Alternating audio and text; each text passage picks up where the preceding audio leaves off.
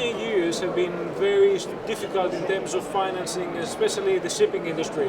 What has actually changed right now, and is there a positive outlook in the banking financing for the shipping industry?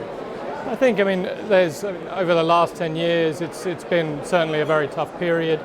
I would say that fortunately and unfortunately, 2019 was looking likely that it was to be a better year. Finance could be becoming more available. Certainly there are more alternatives. And then unfortunately with how the market has turned, things like coronavirus, it certainly impacted the market again. But I think, longer term, there are some key developments, that the fact that there are additional alternative sources, the traditional banks and the panel I moderated today, they're still here, they're still lending. I think there's an overall change in the types of structures that they're looking to do, but they are active. I would say also that's added to the change of ESG, so environmental, social and governance policies that are now coming through, which will start to change the policies, lending policies, and also the structures that are in place with shipping companies. But fundamentally, historic family-owned shipping companies through to some of the larger shipping companies are now far more sophisticated. So there's a natural progression, and I think notwithstanding the difficulties of the market, I think that there's reason to be optimistic and things will, longer term at least, certainly improve.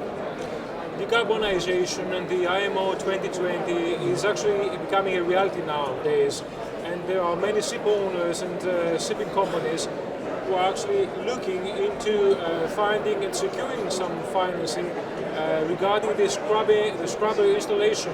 Is this something that has actually affected the way that these companies are being financed, and if there are any insecurities that they need to take into consideration? Yeah, I think this is one of the key elements of discussion on our panel, which was to do with the Poseidon principles and ESG policies. And as the panel mentioned, there's quite a lot of focus on the environmental out of the E, S, and the G. Environmental seems to have the majority of the focus.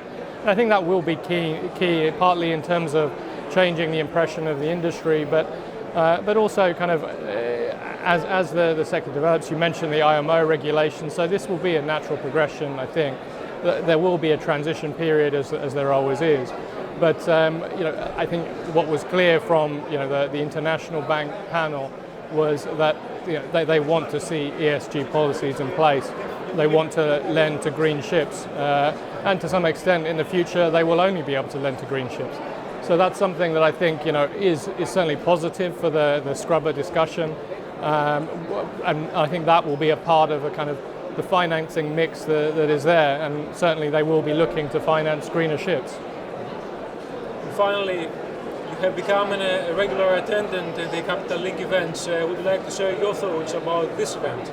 Yeah, it's as I mentioned on the discussion, working with Nicholas over the last 9, almost 10 years, it's always great to see how actually every year is always an improvement on the last, and to some extent I wonder how he manages to do it with obviously a very strong team behind him. But certainly this year was no exception. I think if the event gets any larger, we're going to have to do it across 2 hotels, and this is actually what I mentioned to Nicholas, but another fantastic event.